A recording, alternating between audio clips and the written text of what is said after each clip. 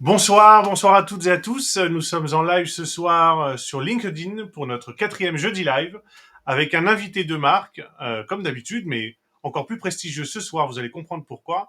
Et un sujet qui fait l'actualité d'aujourd'hui et des années à venir, c'est certain.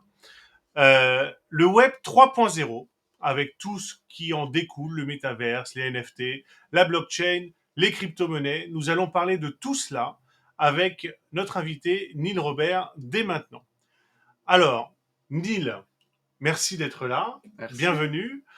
Euh, Première question, qui êtes-vous?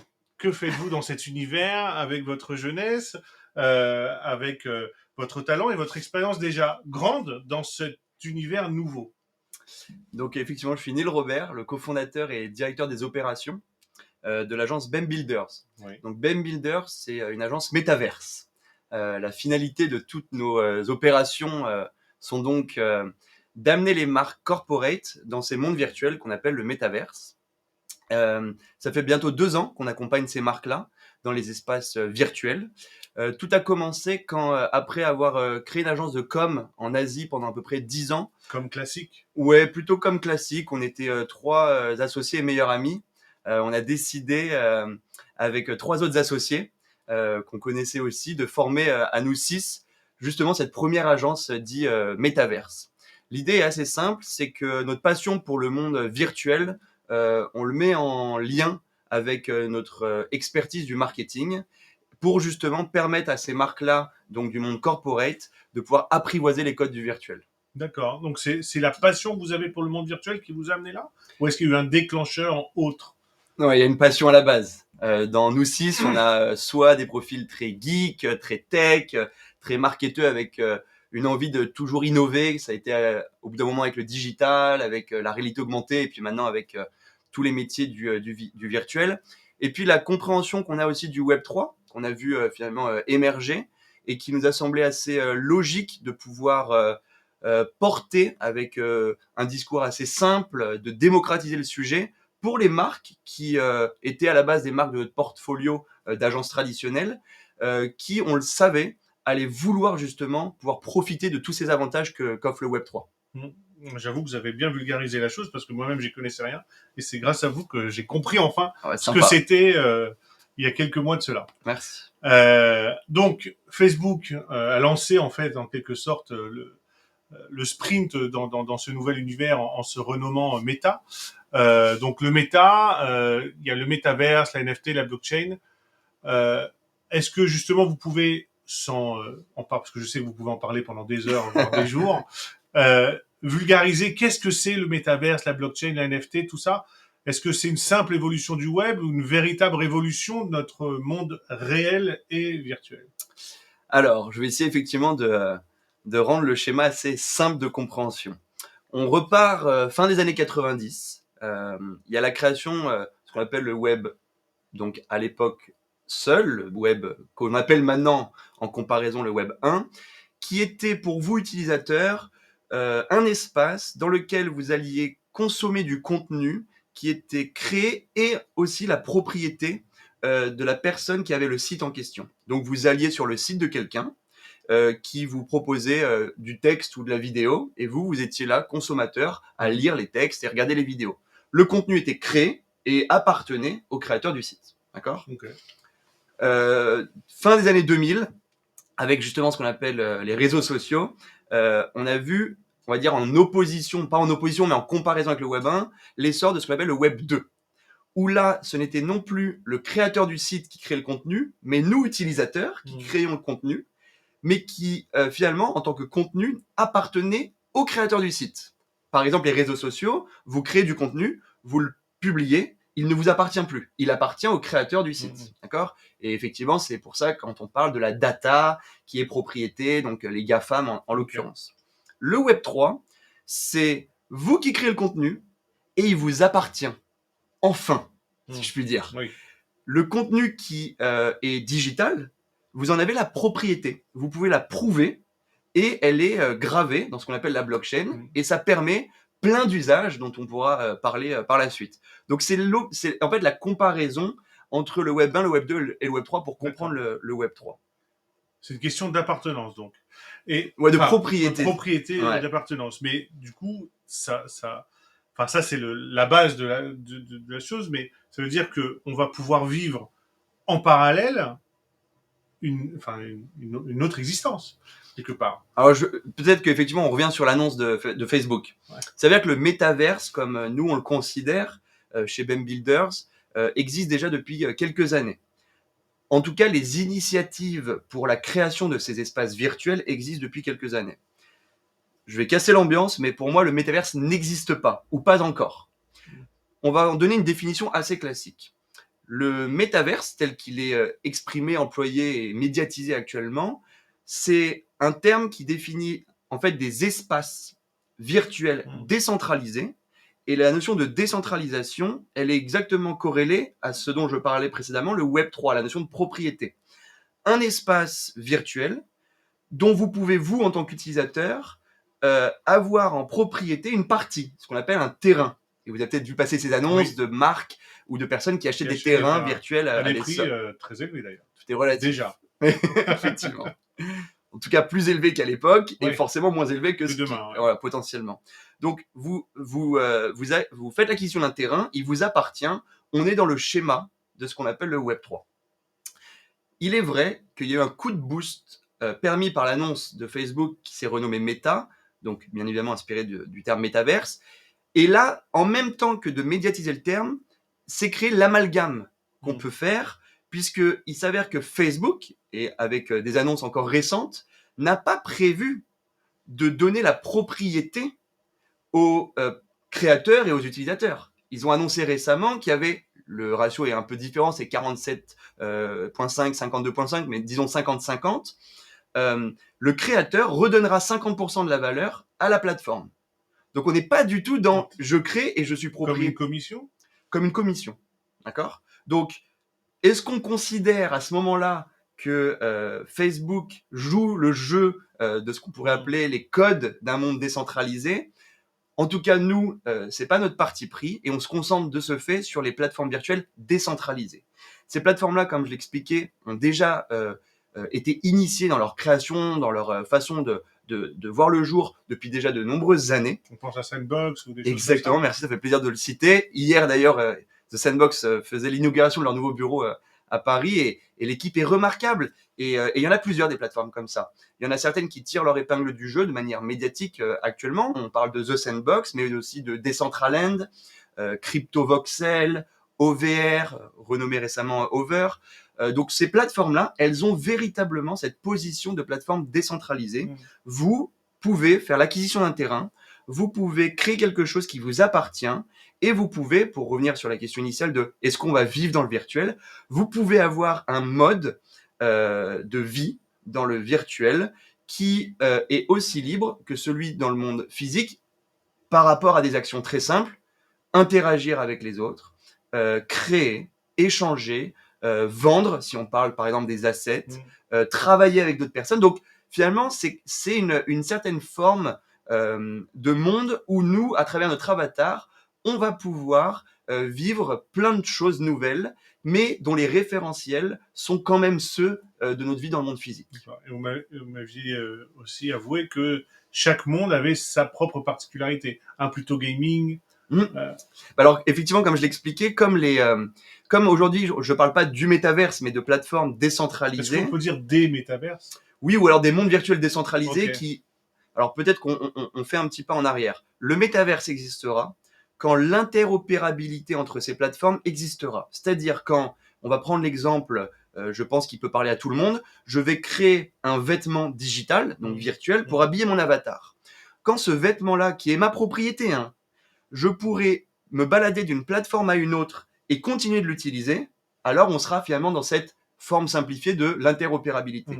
On commence à voir certains cas d'usage, mais on n'est pas encore vraiment dans cette notion d'interopérabilité. Néanmoins, les plateformes dont on parle ont développé des écosystèmes qui permettent une navigation, une expérience quand même assez complète, avec des marketplaces, déjà existantes dans ces plateformes-là. Et du coup, pour revenir à cette notion de démétaverse, c'est l'interopérabilité qui le permettra. Mais aujourd'hui, c'est pas possible. Quand on est dans un monde, On reste dans ce monde. On est dans ce monde-là et on ne sautera pas directement dans un autre monde. Donc, ça veut dire qu'on a un personnage différent dans chaque monde. Voilà, exactement. Et pour effectivement répondre à la notion de comment se distinguent ces plateformes-là, eh bien, comme aujourd'hui on est encore dans la phase d'exploration, elles ont pour but de se définir à travers des spécificités tournées vers le gaming, vers l'événementiel, vers le côté artistique, etc., etc.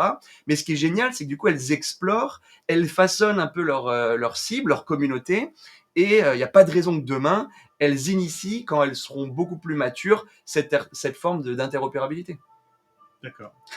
Et là, on a déjà perdu tout le monde. Non. Bah, moi je suis, parce que je suis collé à vous, mais non, mais je pense que ceux qui nous suivent justement ont, j'espère, une petite notion, ou en tout cas découvrent ça, et c'est très très bien expliqué. En tout cas, Merci. Moi je comprends, alors que je suis de l'ancienne génération déjà, malheureusement. On peut un peu parler de révolution. Enfin, il y a un chiffre que vous m'aviez donné et qui m'a fait comprendre l'importance de la chose. C'est qu'aujourd'hui, il y a autant de monde qui travaille sur cet univers, enfin sur la blockchain, le métaverse, etc., qu'il y en avait en 96 sur Internet. Internet a explosé, on va dire, en 2000. Et en plus, le métaverse va beaucoup plus vite. Donc on peut imaginer, là on est au balbutiement, et j'imagine que on en parle dans les milieux un peu Initié, un peu plus initiés, voilà, exactement. Je cherchais le mot. Mais j'imagine une explosion démocratique peut-être dans 2-3 ans de ce genre de la vulgarisation, de l'appropriation par la population. Parce que bon, moi j'ai compris ce que c'était, comment ça fonctionnait, etc. Mais j'ai même pas essayé de créer mon avatar et de rentrer dans un monde. Mais je pense alors, effectivement, actuellement, ça reste un monde pour des personnes plus ou moins initiées, mais ça tend à changer radicalement. Parce que les marques qui sont en fait les acteurs dans lesquels on a confiance sont en train de permettre aussi cette accessibilité. On voit l'initiative, et on pourra peut-être revenir dessus, mais de grandes marques que l'on consomme au quotidien qui nous amènent dans ces mondes virtuels. J'ai vu les premières baskets Nike. Par exemple, avec effectivement la société Artefact. Ils sont pas mal d'ailleurs, on aimerait les avoir en réel. Il y a donc cette mise finalement du pied à l'étrier permise par les acteurs de confiance, en tout cas nous en tant que personnes du monde physique nous est permis. Il y a de plus en plus de facilité à accéder à ces mondes-là. Je prends l'exemple par exemple du fameux wallet digital. On entend beaucoup parler du terme MetaMask, qui était nécessaire pour se connecter à un univers virtuel. Actuellement, la connexion à cet univers ne se fait plus forcément par le wallet, mais se fait par tout simplement une adresse email, comme on se connecterait à une autre plateforme. Okay. On verra la limite à ça parce que on aime justement parler de cette méta-identité qui, à la différence des mondes dits plutôt traditionnels, même si ça reste très innovant, hein, mais aujourd'hui, quand on se connecte avec un identifiant différents sur notre réseau social favori, sur notre plateforme d'écoute en ligne favorite, sur nos adresses email favorites. Et donc, finalement, c'est presque individualisé parce qu'on en venait à cette discussion de la donnée appartient à la plateforme. Donc, elle va pas mettre de manière interopérable ces données-là.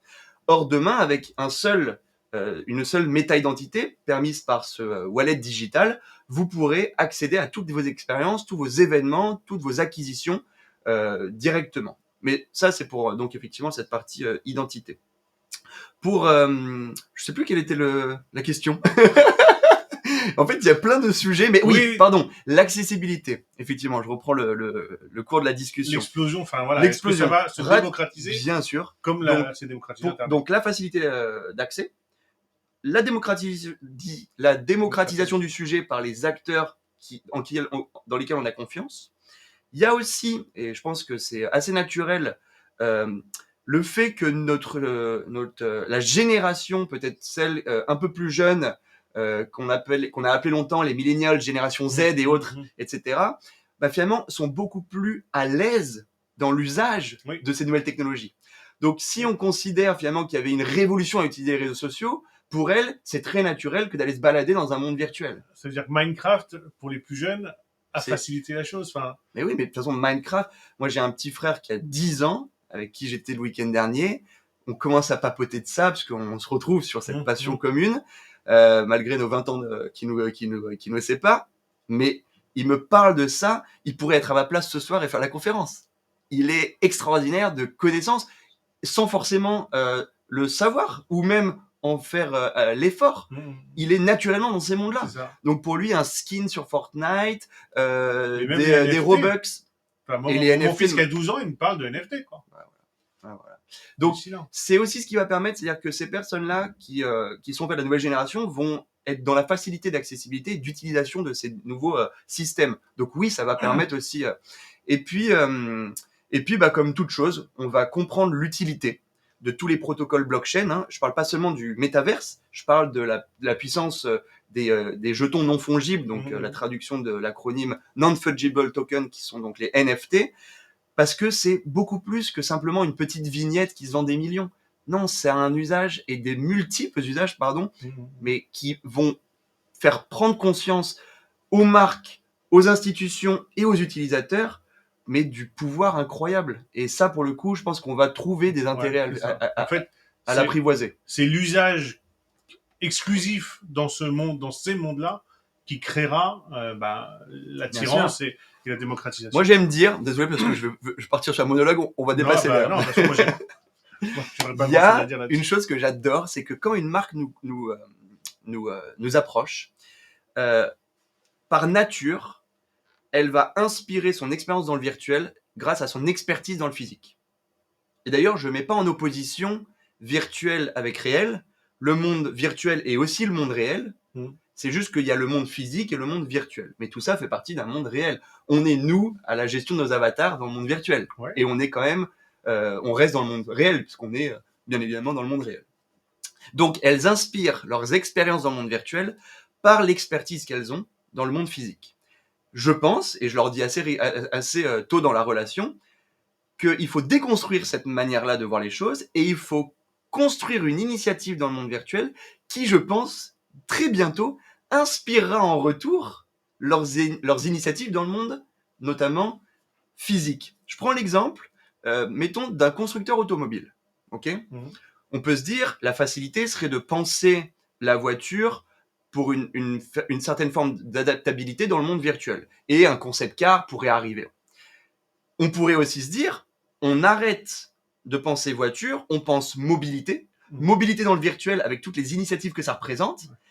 Et cette infinité, effectivement, créative, technologique, etc., inspirera en retour les futures créations dans le monde physique, parce qu'on le sait, mais l'usage de la voiture dans le monde physique, il va être amené à évoluer. On sera autant de temps dans la voiture, mais plus à faire la même chose, parce que les voitures seront de plus en plus autonomes, donc on n'aura plus à se concentrer sur la route, donc il faudra bien faire autre chose. Il faudra être diverti par la technologie, par le divertissement, et donc ces usages-là dans le monde virtuel vont prendre place dans les expériences dans le monde finalement physique. Et ça me passionne, mais c'est génial de dire que le virtuel va inspirer en retour le... Ok, j'ai compris. En fait, le physique, on dépasse, on enlève toutes les limites, en fait. Si j'ai bien compris. On déconstruit, on s'autorise une liberté, presque le pays imaginaire. On réinvente son métier. On construit pas des voitures, effectivement. C'est quoi la finalité de notre métier ? C'est de déplacer les gens, effectivement, la mobilité. Voilà. Donc c'est autre chose, effectivement. Exactement. Effectivement. Très intéressant. Voilà. Il y a beaucoup de questions qui arrivent. Déjà. On les garde pour la fin, ou non. Oui, les questions, ok. Alors, François Giraud pose la question, quid de la propriété intellectuelle dans l'aspect travail, création, collaboratif ? Peut-on envisager des contrats générés dans la blockchain ? Oui, je crois que ça existe déjà. Les notaires l'utilisent, d'ailleurs, je crois. Par exemple, dans le cas d'une collaboration éphémère, je vois dans le verse un espace de création dans lequel humains et machine learning vont pouvoir créer et diffuser des expériences artistiques. Waouh ! Alors c'est très deep et j'aime le retour de Anita par la suite qui parle du bal de Paris, qui est une expérience que j'ai adorée et donc sur laquelle on pourra revenir par la suite. Mais oui, la notion effectivement de propriété intellectuelle. Alors, je vais expliquer peut-être le terme NFT, qui donc comme on en a parlé est un jeton non fongible, c'est-à-dire que il est finalement le pointeur vers quelque chose dont les règles sont régies par ce qu'on appelle un contrat intelligent, donc un smart contract, qui lui-même connecte ce jeton-là à la blockchain. Donc on va repartir sur l'entonnoir. Tout ce système de Web3 est permis grâce à la blockchain. La blockchain qui est une suite de blocs dite infaillible parce que effectivement le process technologique est assez puissant. Dans ces blocs-là de la blockchain, toutes les transactions, toutes les informations sont ancrées, sont inscrites, d'accord ? Et donc un NFT, c'est toute chose qui est inscrite dans finalement la blockchain avec un smart contract qu'on vient définir son côté unique. On vient du coup prouver son authenticité ad vitam aeternam puisque le créateur est inscrit, la transaction de ce même jeton d'une personne à l'autre pourra être vue et de manière transparente, on pourra analyser ces transactions. Donc en fait, tout est inscrit, d'accord ? De ce fait, quand par exemple dans le métaverse, vous faites l'acquisition d'un terrain, ce terrain-là est un NFT.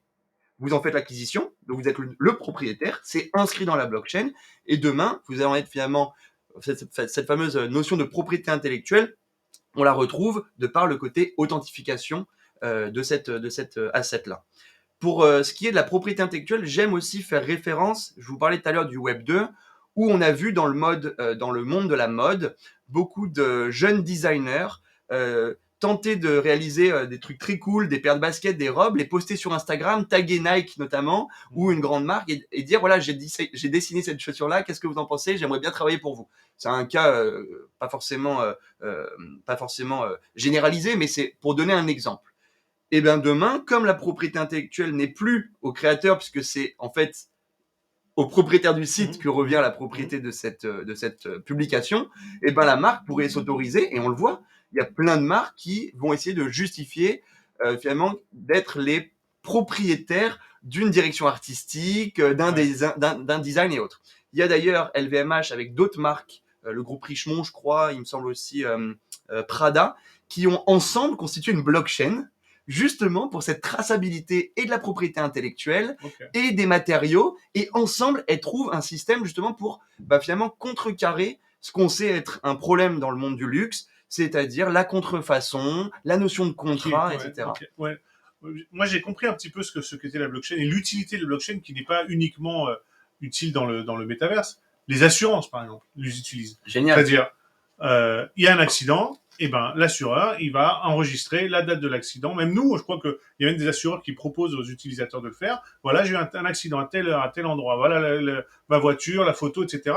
Et on a toute la traçabilité et c'est inviolable. On peut pas revenir dessus. Voilà. Donc, il y a quand même évidemment un lien entre les deux. J'espère, François, est-ce qu'on a répondu à toutes les questions de François? L'espace de création dans lequel humain et machine learning vont pouvoir créer et diffuser l'expérience artistique. Oui, enfin, pour moi, on a répondu à la question, j'espère. Si vous avez d'autres précisions que vous souhaitez, n'hésitez pas à reposer les questions. Anita Berdugo, oui, très bien expliqué. Merci pour Neil. Le bal de Paris de Bianca Lee a permis au grand public d'expérimenter, de vivre dans la réalité virtuelle. Alors, moi, j'ai raté cet événement. Alors, c'était extraordinaire. Malheureusement, ça n'est plus disponible. Ça a été disponible au théâtre Le Palace à Paris pendant de nombreux mois. Le vrai théâtre. Le vrai théâtre, ou la boîte de nuit.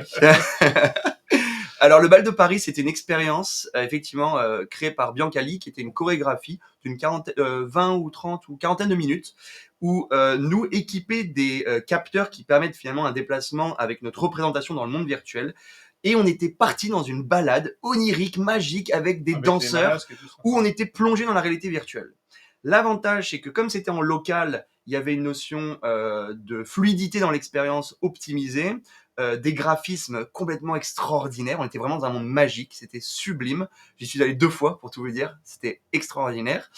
Alors, c'est pas grave si vous avez loupé cette expérience, puisque, petit tips pour vos activités du week-end, il y a une activité qui est disponible sous le parvis de la Défense, qui s'appelle Éternel Notre-Dame, qui est exactement de la même manière, une expérience en réalité virtuelle, mais locale. Donc, on reviendra dessus, pourquoi les plateformes dites métaverses aujourd'hui ont des directions artistiques et des designs très régressifs. On dirait que c'est assez faible en termes de qualité.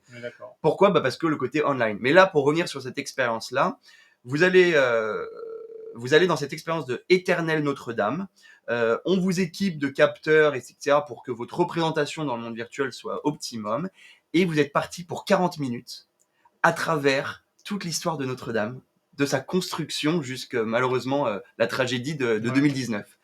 c'est extraordinaire. Vous vivez l'époque de Napoléon, vous vivez l'époque de De Gaulle, la création des carreaux, c'est sublime, c'est vraiment génial. Et ce qui est génial dans ces expériences-là, c'est que vous êtes en déplacement physique corrélé à votre déplacement virtuel, ou plutôt le déplacement dans le monde virtuel, vous le faites dans le monde physique. Ce qui du coup ne crée pas de problème d'oreille interne, ce qui est parfois un peu source de nausée. Quand vous mettez un casque Oculus ou réalité virtuelle, vous êtes dans un bolide à 1000 à l'heure au milieu des étoiles, et en fait vous êtes dans le canapé, et du coup, là vous êtes vraiment dans un déplacement avec les amis avec lesquels vous y allez.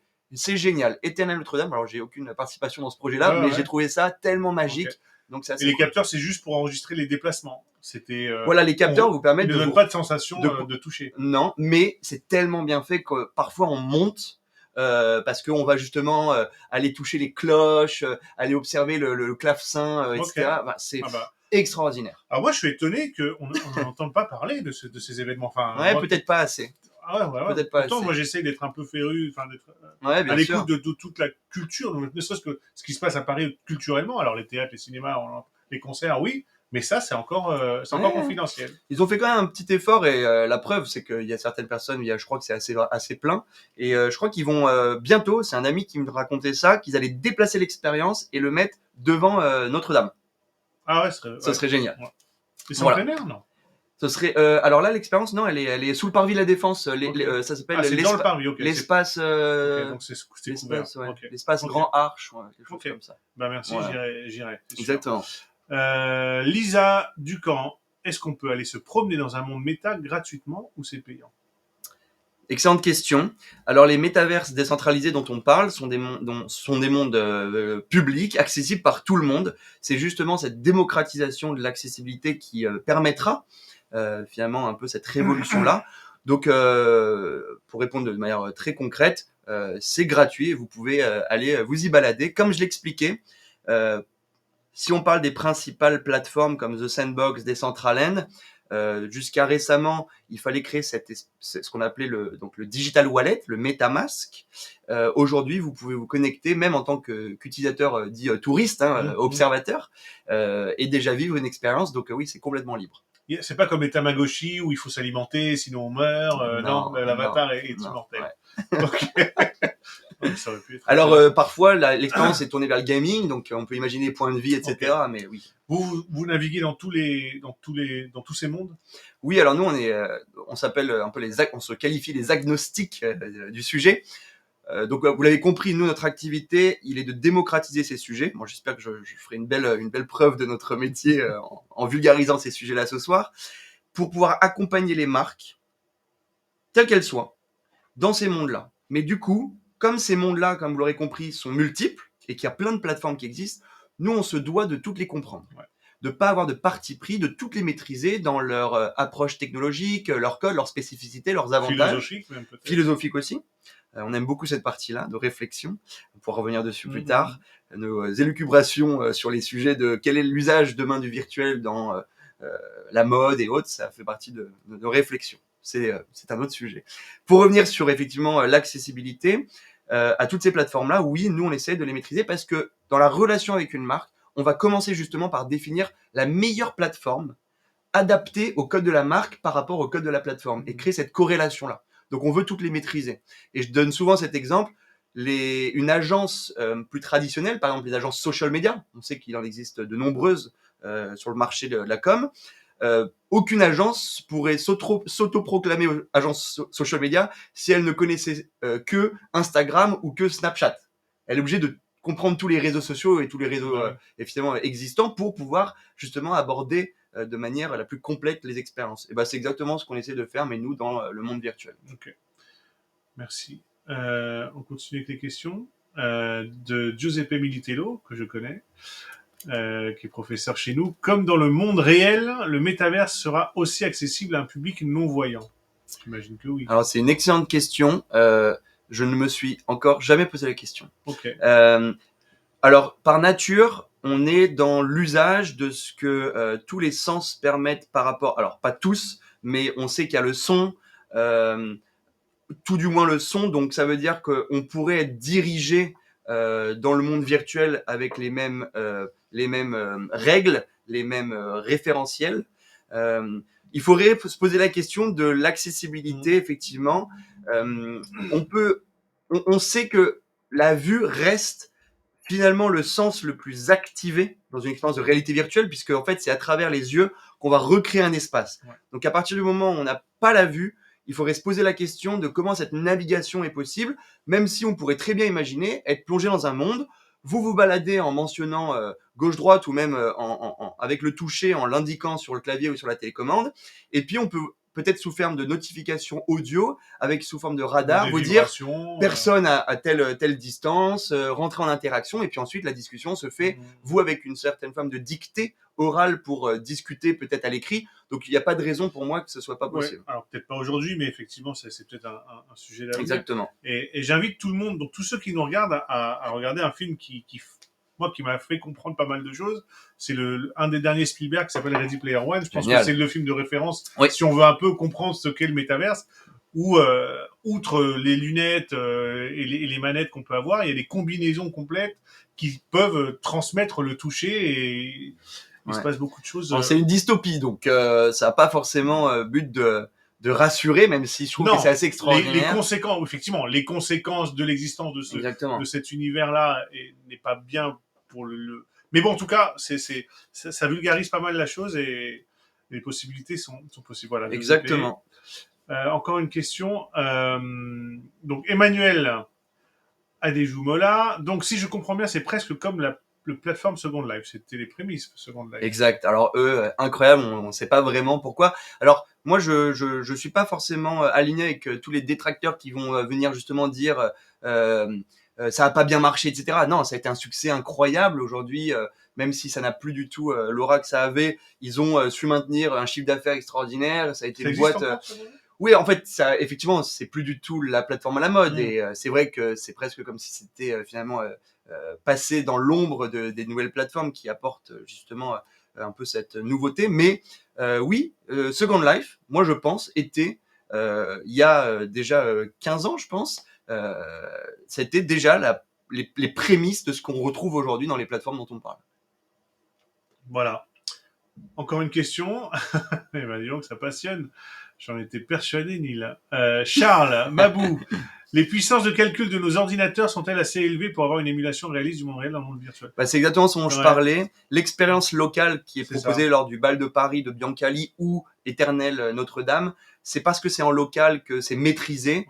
Maintenant, la raison pour laquelle, et c'est peut-être l'occasion d'en parler un petit peu, moi quand j'amène quelqu'un qui ne connaît pas encore les métaverses dans un Decentraland ou Sandbox, sa première réaction c'est mais c'est véritablement un monde dont la direction artistique est très faible en fait. On s'apparente plus à un jeu vidéo pixelisé des années 80, etc., 90. Donc ça c'est justement pour que l'accessibilité soit permise à chacun, peu importe le terminal, peu importe la connexion, et c'est essentiel justement pour une fluidité de navigation. Voilà.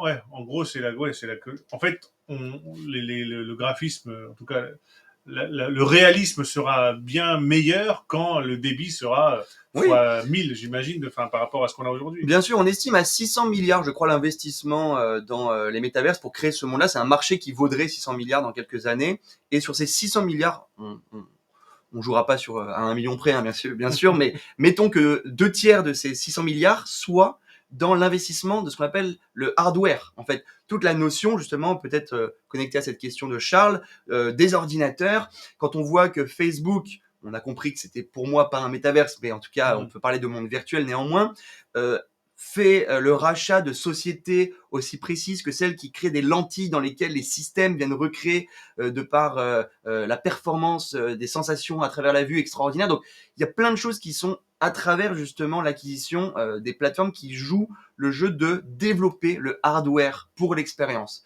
Et puis, le tiers restant sera plus tourné vers l'expérience. L'expérience, l'événementiel, le design, etc. D'accord. Voilà, Charles, pour votre question.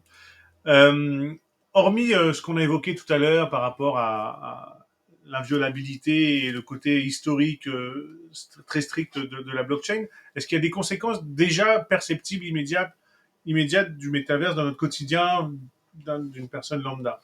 Oui, je pense qu'on le voit déjà sur la partie artistique, puisque la médiatisation du sujet s'est faite notamment avec les ventes de NFT à des sommes assez impressionnantes, 69 millions de dollars pour le NFT vendu par Beeple dans la salle de vente Christie's. C'est une somme quand même folle. Je pense que des œuvres, en tout cas du monde physique, vendues à cette... Il y a Booba qui a fait aussi qui a vendu des places de concert comme ça, je crois. On va parler de l'usage des NFT. C'est assez intéressant et c'est peut-être d'ailleurs l'exemple le plus parlant pour expliquer comment ça change déjà en fait notre relation avec l'art, avec la propriété en général, avec peut-être des marques, des artistes. Booba, pour donner l'accès à un clip vidéo, décide de le limiter aux propriétaires d'un NFT qui sortait quelques semaines avant.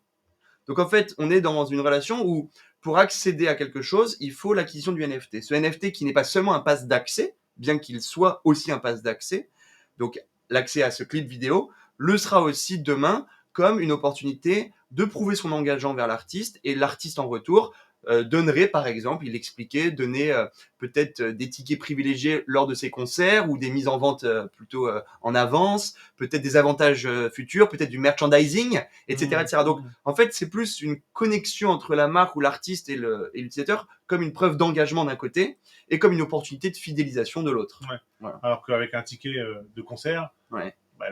L'artiste, il ne sait pas qu'il n'y a pas de lien. En fait. Non, c'est un usage unique. Voilà, exactement. Voilà. De toute façon, toute preuve matérielle s'expose à un risque finalement d'être faussé ou pas. Moi, j'aime beaucoup ce film, l'affaire Thomas Crown avec Pierce Brosnan, où on le voit, mais on est capable de fausser un tableau de grand maître. Donc, c'est quand même extraordinaire de voir qu'aujourd'hui, toute preuve physique s'expose au risque d'être comme un testament contrefait, un sac peut-être d'une marque de luxe. Mais est-ce qu'on peut pas, parce que les NFT qui sont des simples images, est-ce qu'on peut pas prendre la même image et recréer un NFT identique? Alors, vous pouvez prendre l'image et finalement la voler et l'utiliser, mais si on vous demande la preuve que vous êtes finalement propriétaire du NFT, vous serez pas en mesure de le faire. Donc là, c'est effectivement comme ça que ça s'expose. Ouais. Et si demain quelqu'un crée un NFT avec la même image, identique, on verra la date. Exactement. Exactement. Donc déjà, ça change, je pense, ça. Ça change dans l'usage de la relation, la fidélité, etc. Ok. Bon, en fait, c'est la numérisation de tout, quoi, même de tout ce qui est matériel. Est-ce qu'il y a des règles déjà préétablies, des lois qui régissent ces univers? Alors, les règles sont... Alors, je remets un peu les choses dans leur contexte. Ces univers-là sont forcément créés par des sociétés ou des organisations. Quand on parle de The Sandbox ou de Decentraland, quelqu'un initie ce monde-là. D'accord ? Là, on va parler du métaverse. Il va venir définir, par exemple, pour The Sandbox, un nombre fixe de terrains disponibles. En l'occurrence, pour The Sandbox, c'est plus de 166 000 terrains qu'il va mettre en vente. Les gens vont donc du coup pouvoir les acheter. Une marque va pouvoir en acheter, un ou plusieurs, et venir développer une expérience dessus. D'accord ? Un terrain, ça a, sur The Sandbox, c'est différent d'une plateforme à l'autre, une superficie en équivalent physique d'environ 1 hectare. Plus de 9000 m2, quelque chose. Okay ? Donc c'est quand même un gros espace. Ah oui. On peut venir créer des paysages différents, repenser l'architecture de bâtiments surprenants, l'eau, la mer, le feu, l'air, etc. En fait, on recrée ce qu'on veut. Sur cette expérience-là, sur ce terrain-là, vous êtes vous propriétaire et vous êtes créateur de l'expérience. Vous définissez donc les règles que vous souhaitez. Une expérience tournée vers le gaming, donc où il faut remplir des quêtes, des missions, accéder à des points, des tokens, des rewards, etc., passer des étapes. Donc là, on est très porté vers le gaming, ou le rendre plus comme un espace social où les gens viendraient interagir entre eux. Et là, pour le coup, les règles sont celles de définir qui vient aider, qui vient dire quoi, qui vient alimenter la discussion.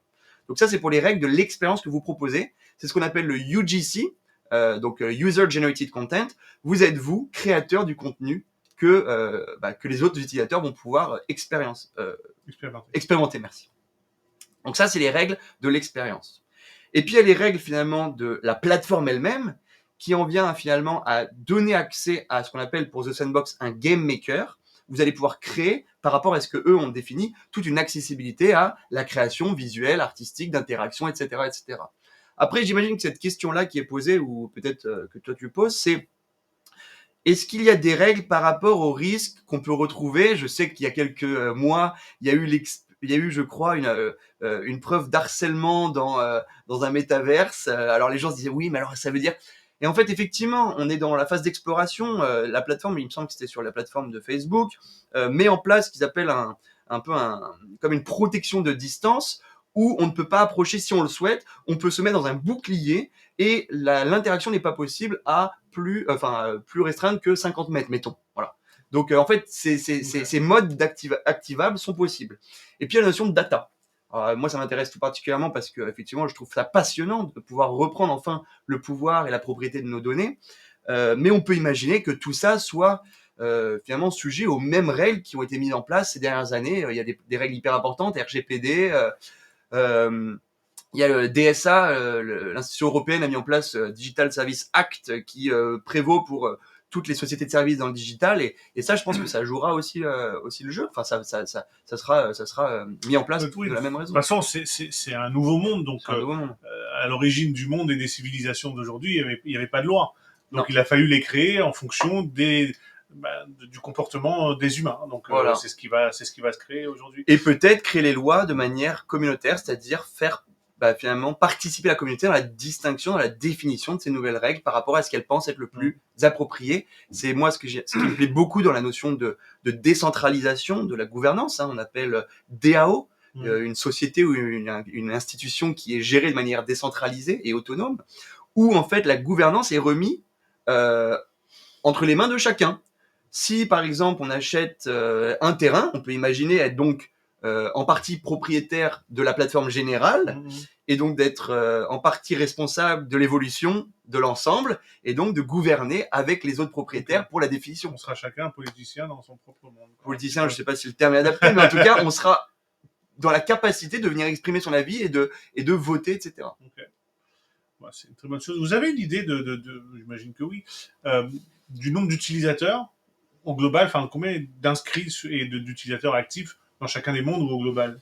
Alors, dans l'ensemble du Web3 en général, effectivement, il y a quelques mois, je pense que ça a largement changé, mais on faisait référence aux années 97 en termes d'utilisateurs. On était aux prémices, bien sûr. Mais aujourd'hui, je pense que vous en entendez parler de partout, à travers les marques, à travers les médias. Donc, on peut imaginer que de plus en plus de personnes font l'acquisition. Donc, je pense que ça ne fait que croître. Oui, aujourd'hui, il y a plusieurs centaines de milliers. On est autour du million d'utilisateurs actifs dans ces... Dans le monde ou en France? Alors là, je parle dans le monde sur les plateformes. Ce qui est génial, c'est qu'on n'est plus dans la gestion géographique ou la distinction géographique. Alors peut-être qu'on rappelle ce principe-là, mais dans le métaverse, vous êtes anonyme. Ok ? Vous êtes présent à travers un avatar, à travers votre méta-identité dont on parlait, ce qui permet potentiellement une navigation fluide d'une plateforme à l'autre, d'une expérience à l'autre. Mais elle n'est pas rattachée à votre identité du monde physique. Ni votre nom, ni votre adresse, ni votre numéro de sécu sociale. Ok ? Ce qui est du coup un avantage puisque, on le voit, ça laisse l'opportunité à chacun de s'exprimer comme il le souhaite. Rien que par rapport à l'apparence physique, mettons. Est-ce qu'on est forcément un humain d'ailleurs? Enfin, est-ce qu'on a forcément une apparence humaine? Ben non, justement. Et moi j'aime la capacité à ce que chacun ait de venir répondre peut-être à des fantasmes créatifs un peu plus poussés parce qu'on n'est pas exposé au regard des autres, ce qui fait que on aime dire qu'en France on est souvent habillé en bleu marine ou en beige ou en blanc. Je suis la preuve vivante de ce que je raconte, c'est terrible. Et en fait, demain, l'avatar qui vous représente pourra arborer des apparences peut-être plus inspirées. Ça peut être un renard, un animal, tout. Il y a ce qu'on appelle le pétaverse, on en avait peut-être déjà parlé, qui est le métaverse dédié voilà, où en tout cas votre avatar est un animal de compagnie, un chien en l'occurrence. Voilà. Mais en tout cas, tout ça pour dire que donc vous êtes anonyme, d'accord ? Donc il n'y a pas une identité qui est rattachée. On peut, dans certaines expériences, rattacher notre identité si on veut, par exemple, recevoir un bien matérialisé ou physique, etc., où il faudra probablement donner une adresse de livraison ou autre. Mais par définition, on est effectivement anonyme. Okay. On parlait de pourquoi on parle de ça ? Pourquoi on On passe à la prochaine question. Exactement. Alors, Richard Hall qui nous dit bonsoir. Peut-on imaginer que les professions notariales, cadrastes ou toutes les professions d'intermédiation au sens large soient disruptées? Est-ce que je peux avoir la traduction de cette question? Alors, est-ce que les professions notariales, enfin toutes celles qui sont avec des lois très strictes, avec tout ce qui est cadastral au niveau propriété bien sûr. des terrains, soit disruptés, c'est-à-dire vraiment complètement révolutionnés et doivent s'adapter à une nouvelle façon de faire. Ce qui est vrai, c'est que la blockchain va remplacer ou va disrupter, pour reprendre le terme employé, ces métiers-là, on le voit, tu parlais de l'exemple des compagnies d'assurance. Ouais. Si on considère que la compagnie d'assurance, je vais faire un schéma très simple. La compagnie d'assurance reçoit, mettons, 100 de ta part, 100 de la mienne et 100 d'une troisième personne. On met tous 100 au pot pour que si l'un d'entre nous a un accident demain, soit couvert par justement l'argent qui a été investi. Mais il s'avère que dans les 300 que la compagnie d'assurance a, elle va en dépenser peut-être 100 pour couvrir l'accident d'un d'entre nous, et puis 100 qui vont venir à financer tout son système de fonctionnement, hein, les employés, les locaux, etc. Et puis le reste, c'est finalement du bénéfice. Oui. Okay, c'est normal, et d'ailleurs tant mieux. Moi je suis ravi, je crois d'ailleurs que c'est une règle, hein. Une société d'assurance doit être bénéficiaire, parce que sinon on s'expose nous, assurés, au risque qu'elle puisse pas payer nos... voilà. Pour le coup, on peut imaginer que demain, la compagnie d'assurance soit remplacée par une blockchain. Et qu'en fait, on met tous 100, le smart contract régit les règles par rapport à un accident qui automatiquement nous permettra d'être remboursés ou couverts sur un accident. Et puis les deux autres personnes, elles récupèrent une partie sous forme de royalties, parce que finalement, elles n'ont pas été accidentées, donc pourquoi finalement perdre de l'argent ? Et peut-être rembourser aussi sous forme de royalties toutes les personnes qui viennent faire fonctionner ce système de blockchain. C'est facile, c'est direct, c'est économe, il y a plein d'avantages. Donc oui, je pense que toutes ces professions-là vont devoir collaborer avec ces systèmes. Alors, les notaires qui sont aussi les gages de sérieux et de propriété dans le monde réel, est-ce qu'ils vont transposer leur métier dans ce nouveau monde, ou est-ce qu'on peut s'en passer complètement, vu que tout est dans la blockchain ? La Bonne propriété question. est dans la blockchain. Moi, j'aurais tendance à dire qu'il faut, maintenir une expertise sur ce qui existe déjà, et je pense que les notaires en ont une, et comprendre les nouveaux usages, les engagements nouveaux permis par cette évolution du monde, et venir justement créer une connexion entre les deux mondes, ce que nous, on s'évertue de faire entre les marques du monde physique et les codes du monde virtuel. Maintenant, je pense que comme on est quand même à la définition de ces usages-là, nous, en tant qu'êtres humains du monde physique, il faut se référer à ce qu'on connaît déjà. Et demain, c'est pas la blockchain qui fonctionnera par elle-même et qui viendra définir ces nouveaux usages. Donc, on sera à la définition. Donc, non, je pense qu'il faut pas voir comme le monde virtuel remplaçant du monde physique dans les professions comme dans les usages. Au contraire, c'est une évolution. Je le dirais presque comme une complémentarité. Moi, je le dis souvent, on se perdra pas dans le virtuel. On ira se divertir, interagir comme on le fait actuellement sur les réseaux sociaux. Combien d'heures, combien de minutes vous passez sur les réseaux sociaux par jour ? Demain, vous le ferez dans le monde virtuel, parce que l'expérience sera d'autant plus complète. On ira jouer dans les réseaux sociaux, dans les mondes virtuels, comme on joue aux jeux vidéo traditionnels actuellement. Donc et moi je suis une sorte de garde-fou de ça, parce que comme on crée des expériences, notre but il n'est pas de venir perdre l'utilisateur dans ce monde virtuel. Moi je suis très content de pouvoir un échange ensemble comme ça, face à face dans le monde physique, et une grande partie de mes activités dans le monde physique ne seront absolument pas possibles dans le monde virtuel. Mais il y en a plein d'autres qui seront encore mieux dans le monde virtuel. Et donc ça, il faut pouvoir jongler. Pas possible dans le monde réel. Voilà. Et donc ça, il faut jongler avec les deux, je pense. Voilà, Richard, j'espère qu'on a répondu à votre question. Charles est de retour avec une autre question. Pensez-vous que ce monde, qui nécessitera de fortes demandes en énergie et en matières premières, aura sa place dans la transition écologique ? Excellente question, et je pense que c'est probablement ce qui amène beaucoup de personnes à critiquer cette évolution des mondes virtuels. Alors, je vais parler de ce qu'on appelle le minage. Vous savez, dans une blockchain, on vient miner des blocs. Ces blocs, comme on en a parlé précédemment, permettent l'inscription des informations dans la blockchain. Et il s'avère qu'en fonction des protocoles de la blockchain, un protocole, par exemple, proof of work, une preuve de travail, finalement est très énergivore, parce que elle permet à chacun de venir, entre guillemets, faire la compétition pour aller miner le bloc et être récompensé si on est la personne qui a réussi à le miner. Et ça nécessite, on l'a peut-être vu, ces énormes centres de serveurs qui génèrent des algorithmes, etc. Il s'avère que aujourd'hui, ces sociétés-là, il y a des sociétés françaises très connues et qui le font très bien, spécialisées là-dedans, qui vont maintenant financer en termes d'énergie leurs besoins, en allant récupérer de l'énergie qui n'est pas utilisée et qui pourtant est produite, on le sait, mais il y a des centrales, il y a des institutions, il y a des zones qui se doivent de générer de l'énergie par rapport à l'anticipation haute des besoins pour la communauté, qui, si on prend l'échelle d'un an, n'ont pas besoin tout au long de l'année de la même quantité d'énergie. Et donc, il y a une énergie qui est stockée et qui n'est pas utilisée. eh bien ces sociétés-là vont venir puiser l'énergie de ces zones de stockage pour justement alimenter. Donc en fait, on est dans un cercle vertueux où on ne crée pas de l'énergie, on vient utiliser l'énergie déjà créée. Et c'est un avantage pour les coûts, et ça reste des sociétés finalement privées qui ont besoin justement d'être performants sur leurs coûts, en tout cas sur le ratio dépenses-bénéfices, dépenses-recettes. Et donc là-dessus, on peut imaginer que ce soit de plus en plus finalement de moins en moins énergivore, jusqu'à, j'espère, un jour d'être Autoproduit, ouais. voilà. Et puis deuxième chose, on parlait du protocole dit proof of work, donc une preuve de travail. Ça nécessite effectivement, comme j'expliquais, une vraie compétition entre les personnes qui ont l'opportunité d'aller miner. Il s'avère que d'autres blockchains, alors on n'en a pas parlé, mais il n'y a pas une blockchain, il y a des blockchains. Bitcoin est une blockchain. Vous connaissez ce terme-là par la crypto du même nom. Ethereum est une blockchain. Les NFT sont notamment, une grande majorité des NFT dont on parle aujourd'hui sont des assets connectés à la blockchain Ethereum. Et il y a plein d'autres blockchains, Tezos, Solana, toutes ces blockchains-là ont un protocole un peu différent. Par exemple, Tezos a un protocole dit de Proof of Stake, qui est donc une preuve d'enjeu, donc pas une preuve de travail, et qui là, en l'occurrence, va définir les personnes qui vont pouvoir aller miner les blocs. Je schématise, c'est pas exactement ça, mais pour que ce soit facile de compréhension. Et donc, on va venir définir quelqu'un qui est bienveillant parce que a déjà montré son engagement par rapport à l'écosystème de la blockchain. Et donc, c'est beaucoup moins énergivore, et c'est pour ça que on considère que ces blockchains-là sont peut-être plus respectueuses de l'environnement. Donc on peut imaginer que ça aura sa place, même que ça contribuera, pourquoi pas, à la transition écologique. Je pense. Voilà, Charles.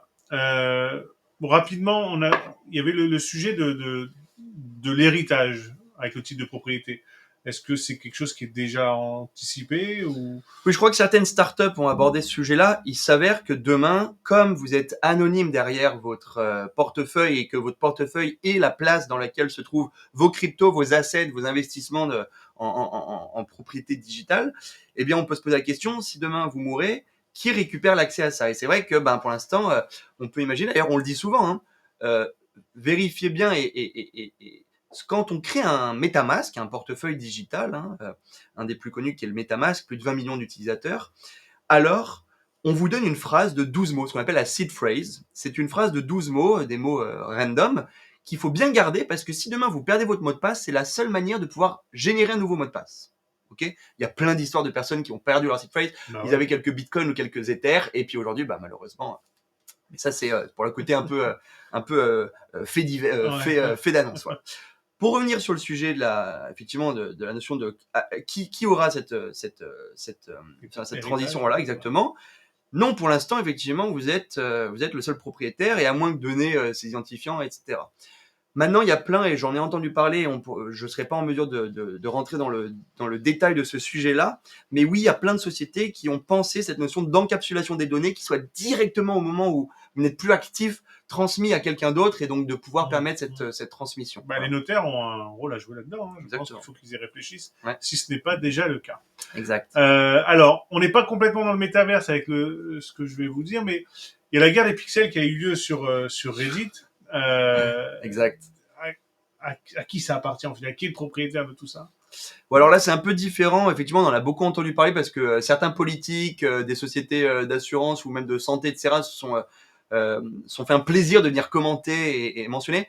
Alors, ça a un peu tourné à un clash des communautés, et notamment des communautés françaises versus espagnoles versus américaines et autres, parce qu'effectivement, c'était un concept dans les forums, le forum Reddit, hein, où ils ont mis ça en place pendant quelques jours, où chacun pouvait venir, à base une fois toutes les 5 minutes, venir définir la couleur d'un pixel sur une plage de milliers de pixels. Et en fait, ça permettait, si on était des communautés, notamment les communautés de gamers, parce que le forum est très tourné vers les communautés de gamers, de venir s'accorder pour définir des œuvres d'art. Donc, toi, tu viens mettre du blanc, moi, je viens mettre du bleu, l'autre du rouge, et puis on fait le drapeau de la France avec des centaines de milliers de pixels. Et puis, c'est devenu un clash de clans entre France, Espagne, etc., où ils sont venus justement reprendre la main, essayer de détrôner l'œuvre, casser l'œuvre.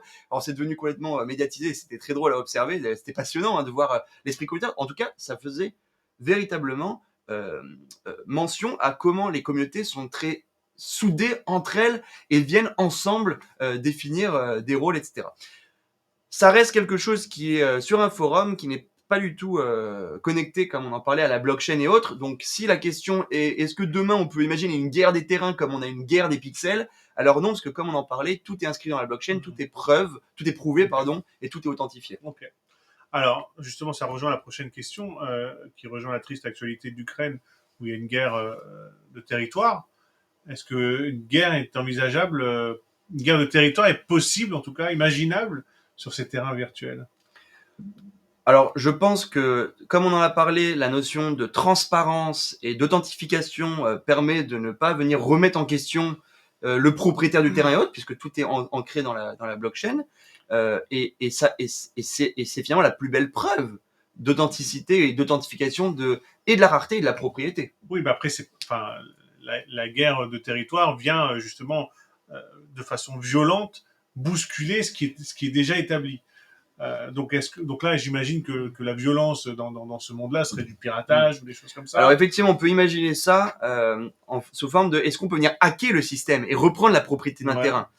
Alors justement, je pense que ce que prouve la blockchain, c'est cette justement sécurité-là, sans faille, parce que comme vous l'aurez compris, on décentralise le pouvoir.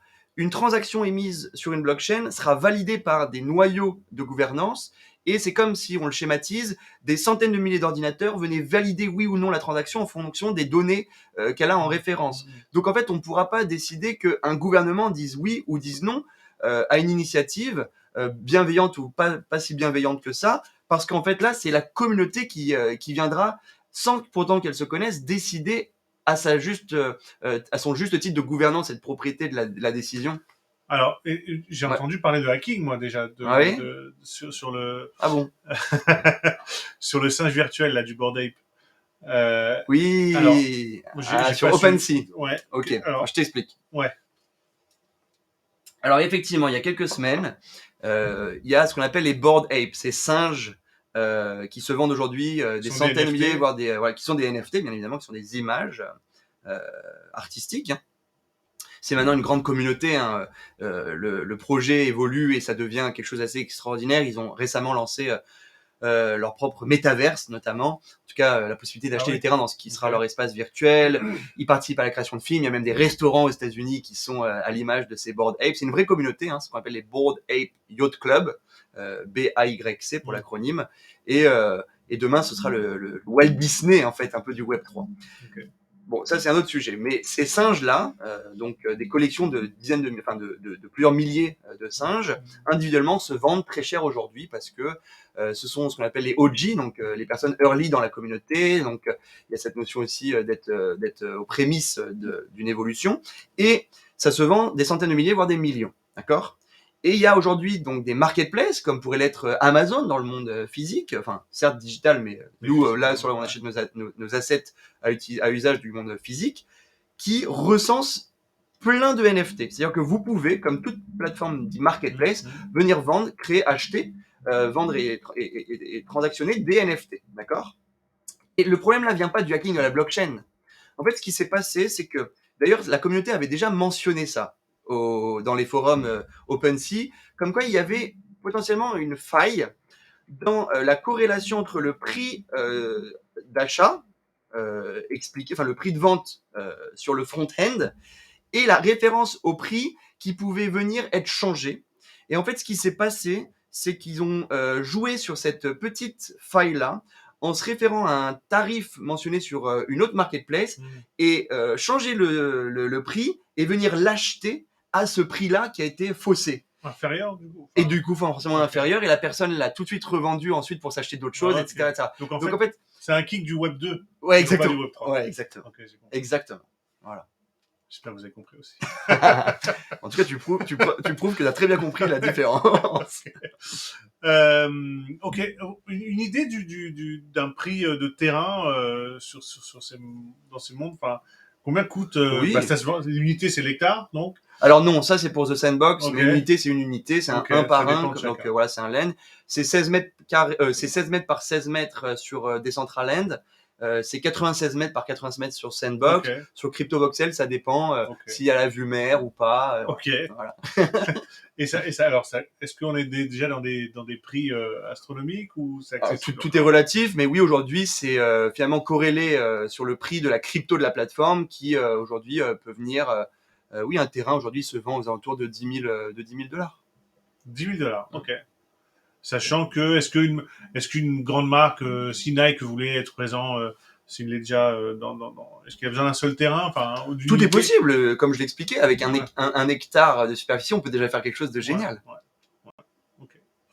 Merci. Aujourd'hui, vos clients, qui sont-ils? Est-ce que c'est des grosses sociétés multinationales? Est-ce qu'il y a des PME? Quelle est la typologie de vos clients aujourd'hui? Bah, ce sont ces explorateurs qui, justement, je trouve que c'est très courageux de leur part et qui ont envie justement d'être en amont des tendances, en tout cas venir explorer et définir leur propre cas d'usage. Et ce sont des marques du monde corporate. Donc, comme je l'expliquais, nous, notre but, il est de créer cette passerelle-là Mmh. à travers des expériences, que ce soit architecturales, des ponts événementiels, des ponts expérientiels, etc. La dernière opération en cours, là, qui va être concrétisée dans 2 jours, parce qu'on fait ce qu'on appelle le drop des NFT, donc une collection d'assets, c'est pour la marque Carrefour, Mmh. avec laquelle, justement, on redéfinit un peu le don, c'est-à-dire que Carrefour, pour le faire simple, vend des fruits et des légumes. Ces fruits et légumes existent de par la pollinisation de certaines fleurs par les abeilles, et le monde des abeilles en voie de disparition comme beaucoup d'espèces naturelles, d'accord? Donc pour préserver cette espèce-là, on vient repenser le don, donc on a formulé des NFT qui ont l'image des abeilles et de l'espèce qu'elles permettent de créer, donc par exemple l'abeille abricot, l'abeille tomate, l'abeille fraise, qui sont des NFT, donc que vous pouvez acquérir et qui vont vous donner des avantages. En plus de faire une donation, donc ça de manière très classique, on est du coup en collaboration avec la Fondation de France, qui elle justement acte pour la préservation de ce milieu-là, va vous donner des avantages sur une expérience dans le métaverse qui arrivera plus tard dans l'année, pour des expériences par exemple de play to learn où vous allez pouvoir jouer et comprendre et découvrir cet univers-là. Des avantages aussi dans le monde physique, avec des avantages que ce soit des cartes de fidélité, avec du merchandising, avec une accessibilité, avec une forme de gouvernance Mmh. où les personnes qui auront fait l'acquisition vont pouvoir ensemble co-créer de nouveaux NFT plus tard. En fait, il y a toute une notion d'engagement de la communauté sur le long terme. D'accord. Et ça, c'est l'opération qui là de samedi. Samedi, c'est le drop NFT. Elle sort samedi. Elle sort Ok. samedi la collection Ok. sur The Sandbox, Sur The Sandbox. voilà, qui a une marketplace et donc ce sera vendu sur la Donc, marketplace. pour les curieux, rendez-vous samedi sur The Sandbox. Exactement. Suivez l'opération Carrefour. Voilà, les NFB, ça s'appelle. Allez, ok. Les Voilà. abeilles. On sait être créatif. Ok. Bah oui, c'est vrai. Alors, on va s'intéresser pour finir à notre cœur de métier, parce qu'on a le luxe est dans le métaverse, l'art il Bien y sûr. va, la finance, le commerce, ils y sont. Est-ce qu'il y a déjà des acteurs du monde de l'éducation? Qu'en est-il de la corrélation entre cet univers et notre métier d'éducation? Alors, je savais que je venais justement d'une institution de l'environnement de l'éducation. J'ai amené une anti-sèche. Ouais. En fait, j'ai une très bonne amie qui a créé New Society, qui a pour but justement de démocratiser tout ce sujet du Web 3 avec un focus très porté sur l'éducation. Et avant de venir, je lui ai demandé justement quelques éléments de langage parce que je sais que c'est véritablement son projet. Autant moi, je suis plus dans l'expérience d'une marque, dans l'engagement, la fidélisation, etc. Marketing. Autant elle, c'est vraiment l'apprentissage. Et d'ailleurs, je vous invite à aller tous suivre, que ce soit sur Instagram ou Twitter, New Society. Et donc, elle m'a partagé quelques éléments de langage. Si tu me le permets, je vais aller Évidemment. regarder ce qu'elle m'a dit parce que je trouve que c'est très pertinent, d'autant plus que là, elle est vraiment dans le sujet de l'apprentissage. Donc, effectivement, elle m'explique, cette amie, que on peut imaginer demain la notion de simplifier et authentifier, comme on en parlait avec les assets, les portefeuilles digitaux, les données. Et qu'en fait, cette interopérabilité est remise dans le monde physique. C'est-à-dire que, étudiant d'une école, quand demain vous allez passer au niveau supérieur, ou si demain vous changez d'école, ou par exemple vous accédez à peut-être une université qui, et ben en fait, toutes vos données, tout votre track record est inscrit dans cette espèce de wallet, et ça permet finalement une interopérabilité qui facilite justement votre navigation, la preuve, l'authentification. Donc déjà, on pourrait imaginer comment, au niveau justement de la collecte des données, On se balade avec son CV au-dessus de la tête, quoi. on se balade avec son CV, voilà, au-dessus de la tête, et ça permet à ce que directement, si par exemple l'école justement veut juger des performances d'un étudiant par rapport à son niveau en l'école secondaire ou autre, et ben justement c'est permis. Et ça c'est facilité. Ça faciliterait d'ailleurs la vie, je pense, de toutes vos équipes pédagogiques, etc. Je continue sur mes anti-sèches, d'accord? D'ailleurs, il y a des diplômes qui s'enregistrent et ben c'est son deuxième point, certification des diplômes via la blockchain. Exactement. Mais quel avantage, moins de paperasse, moins de fraude, etc. Donc déjà, c'est quand même assez extraordinaire de penser à ça. Il y a une chose dont elle m'a déjà parlé que j'aime beaucoup, c'est récompenser les élèves et les professeurs de leur implication. On a parlé du play to earn, donc jouer pour gagner des tokens, etc.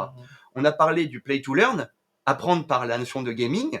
Récemment, Stephen, qui est une application basée sur le mouvement, permet de move to earn. Et là, donc New Society propose de penser cette notion de learn to earn. Et si on récompensait les élèves par leur engagement et leur preuve d'apprentissage? Ce serait quand même extraordinaire. Au-delà des notes qui sont pas d'ailleurs très appréciées par les élèves parce que source de stress ou peut-être si on n'est pas bon. Mais là, l'engagement de gagner des tokens, des rewards et autres, je trouve que c'est quand même une super opportunité. Donc mettre en place cette notion-là. Il y a une chose qui est très intéressante, c'est qu'il paraît que si on met un élève ou n'importe quel être sans activité, sans divertissement, et qu'on l'observe, il va jouer. Par nature, inconsciente, la personne va jouer. D'accord? Et en fait, on le sait, mais le jeu permet tellement de choses. Moi je me rappelle de Adibou, extraordinaire. Et ben demain, on pourrait largement imaginer, justement, dans ce métaverse-là, cette expérience où on remet le jeu au centre de l'apprentissage et on le récompense par ce qu'on appelait le learn to earn.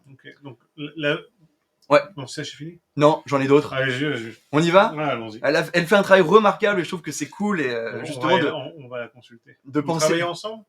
On travaille, en tout cas, on échange beaucoup d'informations et je supporte à 100% ce projet-là que je trouve remarquable. Renforcer la responsabilité donc justement des étudiants à travers les smart contracts, on en parlait, pour peut-être justement automatiser. Le smart contract régit toutes les règles. On fait la preuve qu'on a fini des devoirs, boum, on passe au devoir suivant, boum, on passe à l'accessibilité, une conférence seulement disponible si tu as atteint une certaine note, ou peut-être demain, la notion de palier, tout ça est régi par les règles d'un smart contract et c'est facile. Tu envoies la preuve de ta fin d'exercice ou de dissertation, boum, on te donne accès à la prochaine mission ou aux résultats, etc. Et ça, je trouve que c'est quand même assez avantageux. La gamification, on en a parlé. La décentralisation de l'école. Des cours en ligne accessibles pour tout le monde, dans des pays peut-être justement pas forcément favorisés par l'accès dans le monde physique. C'est vrai. Voilà, plein d'avantages, la transparence, l'optimisation, la simplification des activités. En tout cas, voilà, je trouve ça assez cool. Donc en gros, l'avenir pour nos étudiants, il est un peu plus ludique. À travers ça. Il est beaucoup plus ouvert, il est beaucoup plus accessible. Donc, mais après, effectivement, il faut pas que toutes les classes soient dans le virtuel.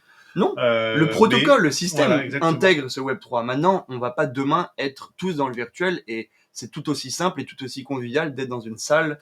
Voilà. Ok, alors on nous demande le nom, c'est Anita qui nous demande le nom de la société et le nom de votre...